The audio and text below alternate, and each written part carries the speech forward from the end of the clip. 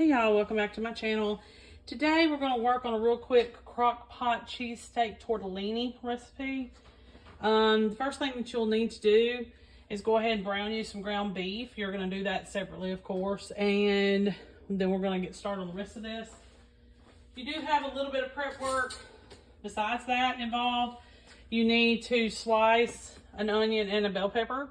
I decided to have smaller chunks, so I diced mine, but you could probably do either one. I don't think it's going to make that much of a difference.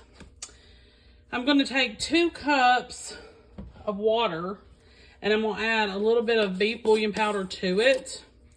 If you don't have this, you can always just use beef broth. It's fine. You'll need 2 cups. So I'm going to mix that in here. We're going to go ahead and mix our Worcestershire sauce in here. I'm going to need about a tablespoon's worth. We're going to need some salt, about a teaspoon or so.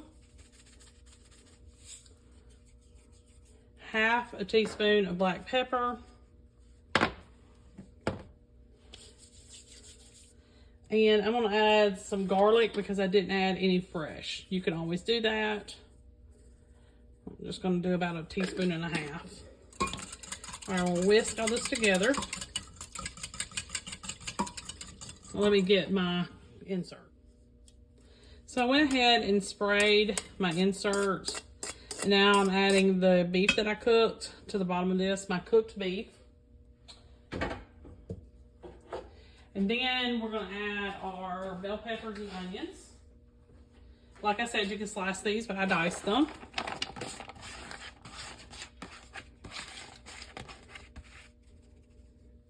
Okay.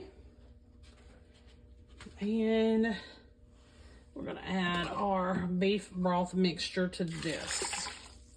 Okay. So you're going to cook this on low for 3 hours. Then we're going to come back and we're going to add our thawed tortellini and then the rest of the things that we need for this recipe. So, really quick recipe. I'm just going to stir this. Real quick recipe. Not a long drawn out one. Minimal prep time. I'll see you back here in 3 hours. Hey y'all. Okay, so after your 3 hour mark, you go ahead and take your thawed tortellini. You need about 19 ounces. You're going to carefully stir that in to the meat. Just be real careful because once these start to dethaw, they start to come apart. And you don't want to really go over the 30 minutes to an hour of warm up time or cook time for the tortellini itself. Mine was still slightly frozen and only took like 30 minutes to be okay. So once it gets to this point, you're going to add a half a cup of heavy cream or milk. You could probably even do half and half if you wanted to. And then you're going to add some mozzarella. And then I'm just going to carefully stir this in.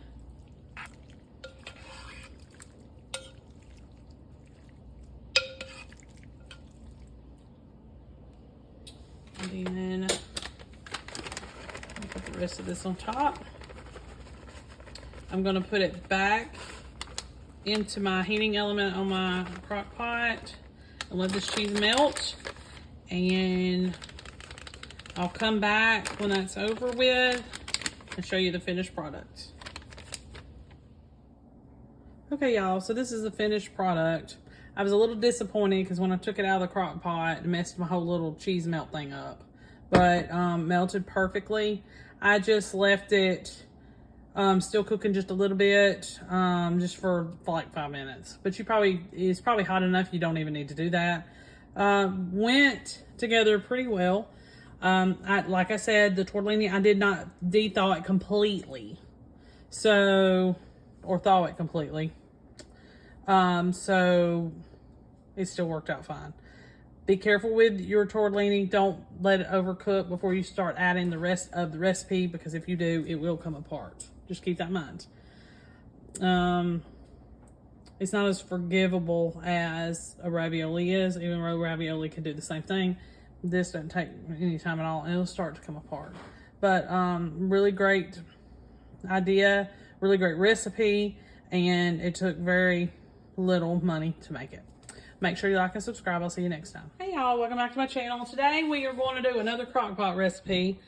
You know how much I like doing these. This one is different. I don't think I've ever done anything similar.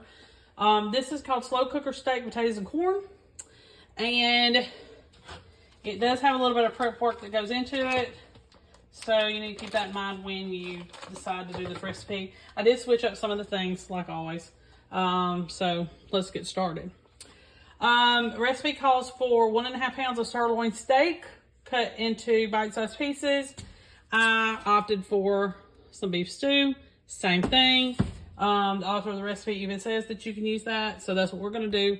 I'm going to use frozen corn on the cob instead of fresh. I'm hoping it'll still turn out all right.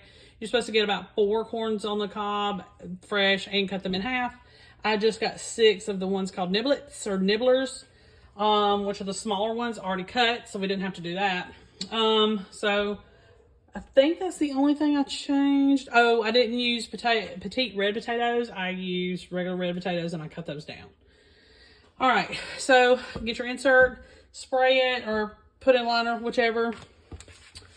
About a pound of potatoes cut, and you're going to put those on one side. You're going to take your corn. Like I said, instead of having 8 pieces, it's going to have 6. I'm hoping it's going to work. And yes, it's going to all go on top of each other a little bit, but I'm not really worried about it. A lot of this is going to shrink up. So there's our corn. So you need to put the potatoes on one side, corn on the other. The meat and the onions are going to go in the middle. And my meat is not even completely thawed. So, but I'm still going to put it in there. And then you just pour your seasonings and everything over top. We're going to mix those together in a bowl first. So here's the meat. You take your steak or beef stew pieces, whatever you want to call them, meat chunks, beef chunks. Mix it with your onion. Mine was frozen. So I'm just going to kind of put the onion on top. And you only need, I don't have much onion, but I think all you needed was like 1 cup. So mine's not quite a cup, but it'll still be fine. It'll work out. Okay. Got that ready. All right. I've got to melt a stick of butter. So let me do that real quick and I'll be right back. All right. So you're going to get a bowl. You're going to melt 1 stick of unsalted butter. And then you're going to add the rest of these ingredients. 3 teaspoons of minced garlic. I'm going to use powder. And that's going to probably be about a teaspoon or so. That, if you use powder. 2 teaspoons of Worcestershire sauce. So I'm just going to pour what I have left in this bottle to get rid of it. Some black pepper. About a teaspoon or so. Some paprika. It's also about a teaspoon or so. I do very little of paprika when we use it. Husband hates it.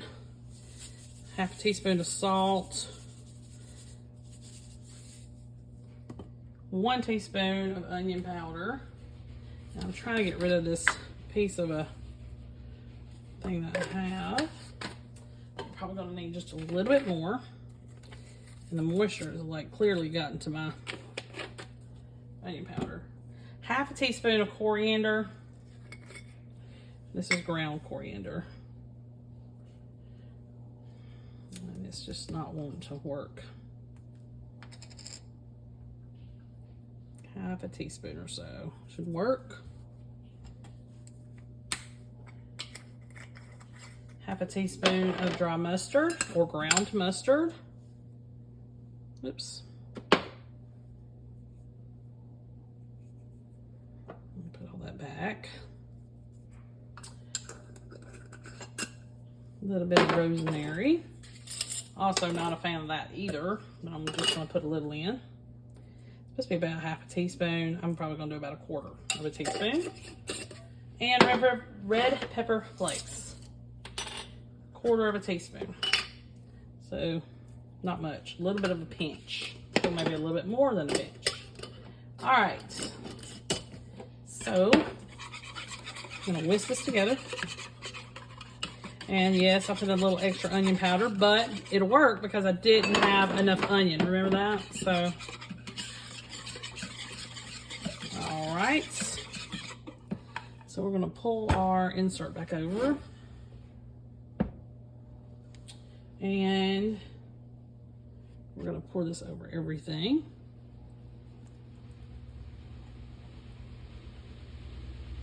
Over the steak, the corn, potatoes, all of it.